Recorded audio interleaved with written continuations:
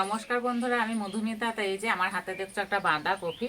তো আজকে আমি বাঁধাকপির কোনো রকম ঝোল ঝাল তরকারি রান্না করে দেখাবো না। তো আজকে আমি বাঁধাকপি পরোটা তৈরি করে দেখাবো। আর একঘেয়ে বাঁধাকপি খেতে ভালো না লাগলে এই পরোটা বানিয়ে নিতে পারো, খেতে বন্ধুরা দারুণ লাগে। তাছাড়া বাচ্চাদের টিফিনের জন্যও বানিয়ে দিতে পারো। তো চলো আমি রেসিপিটা শুরু করে দিই। তো প্রথমে কপিটাকে কেটে নেব, এই ওপরকার পাতাটা ফেলে দেবো। কপিটাকে ধুয়ে নেব।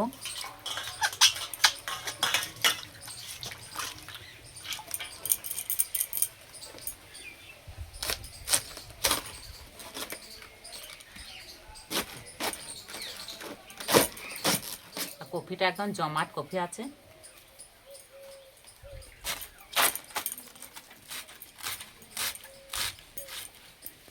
আর ঠিক এইভাবে একটু সরু সরু করে কেটে নিতে হবে।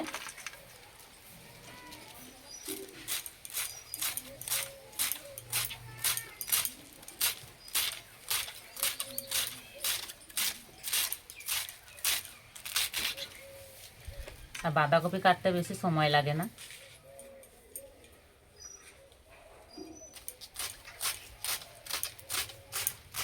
কপিটাকে সাইডে রেখে দেবে, পরোটার জন্য ময়দা মেখে নেব। একটা গামলায় পরিমাণ মতো ময়দা নিয়ে নেব। ময়দা দেবো অল্প একটু চিনি, 2 চামচ সাদা তেল, সামান্য একটু নুন। ভালো করে ময়ান দিয়ে নেব। আর এইভাবে একটু ঘষে ঘষে ময়ান দিয়ে নেব।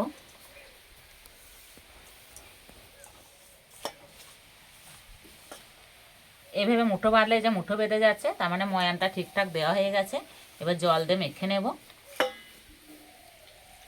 অল্প অল্প জল দেবো আর মেখে নেব।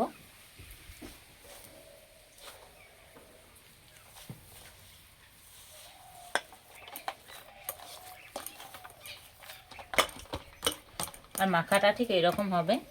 এর উপর দিয়ে একটু তেল দিয়ে দেবো। এবার আমি পুরটা রেডি করে নেব। কড়াই দেবো সর্ষের তেল। এখানে 2টো ডিম ভেঙে নিয়েছি, দিয়ে দেব।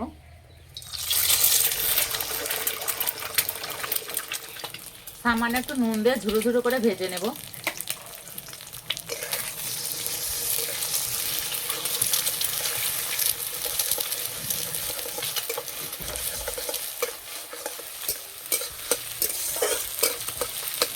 এই পুরের মধ্যে যদি এইভাবে একটু ডিম দেওয়া হয় না, খেতে দারুণ লাগে।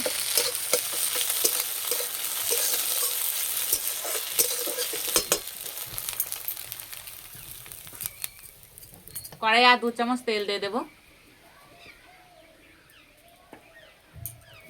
তেলে দেবো কাঁচা লঙ্কা, গ্রেট করা রসুন, গ্রেট করা আদা। এবার দেবো কোচানো পেঁয়াজ, কোচানো টমেটো।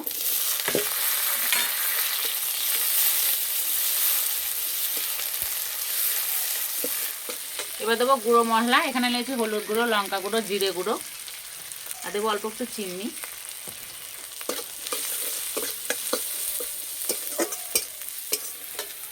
মশলা কষানো হয়ে গেছে, এবার কফি দিয়ে দেবো।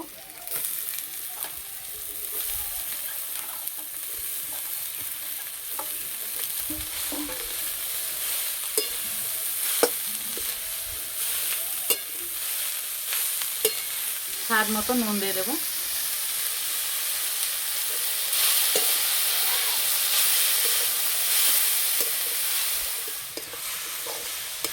এইভাবে কিছুক্ষণ নাড়াচাড়া করলে কফিটা সিদ্ধ হয়ে যাবে।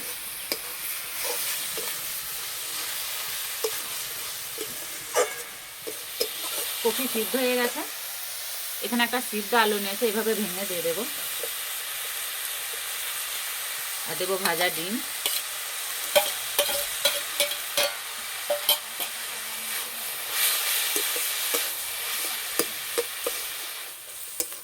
পুরটা হয়ে গেছে, এবার নামিয়ে দেবো। একটু ভালো করে ঠান্ডা করে নিতে হবে। চাপাটা খুলে ডোটা আর একটু মেখে নেব। এই সাইজে লেচি কেটে নেব। শুকনো ময়দা দিয়ে পরোটাগুলো বেলে নেব।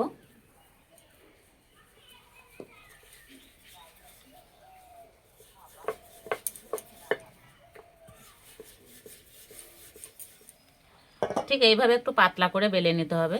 এবার পুর দিয়ে দেবো। এক সাইডে দিতে হবে আর একটু বেশি করে দেবো, তাহলে খেতে বেশি ভালো লাগবে। এবার আঙুলে করে জল নেব আর এইভাবে চারিপাশে দিয়ে দেব।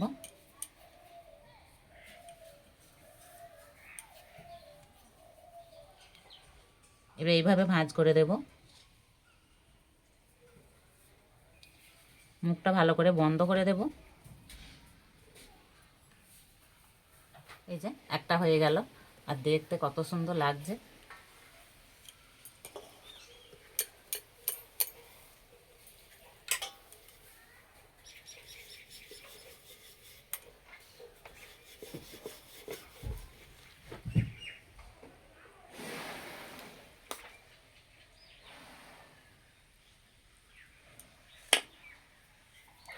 বানানো খুবই সহজ, সবাই বানাতে পারবে।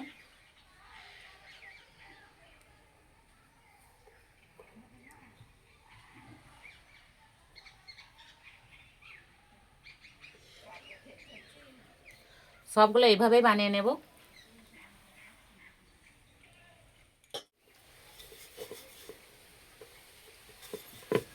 এই পরোটাগুলো বানাতে একদম সময় লাগে না, একদম কম সময়ের মধ্যেই তৈরি হয়ে যায়।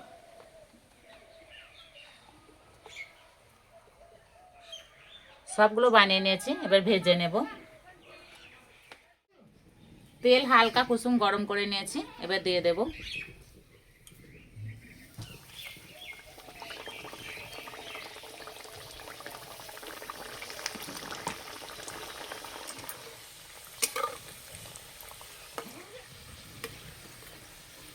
আস্তে আস্তে জাল দেবার ভেজে নেব।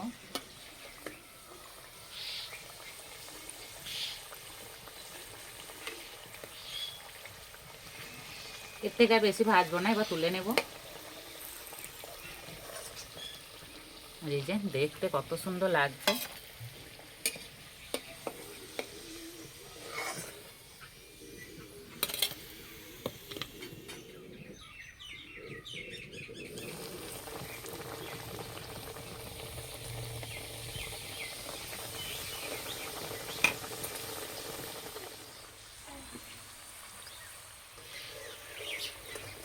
কত সুন্দর ফুলছে।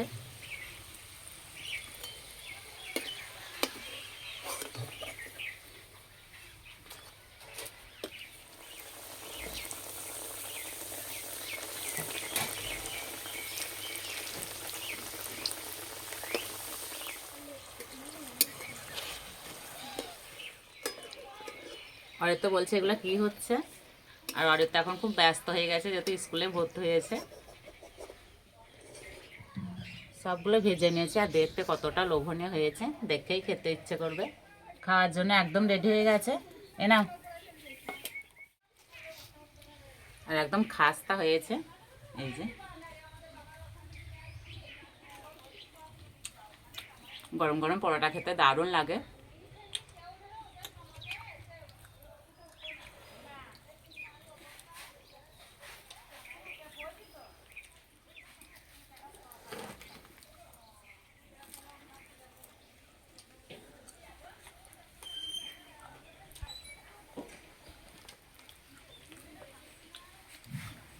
আর বেশি করে পুর দেওয়া আছে, খেতে দারুণ লাগছে আর একদম ভিতরটা পুরে ভরা।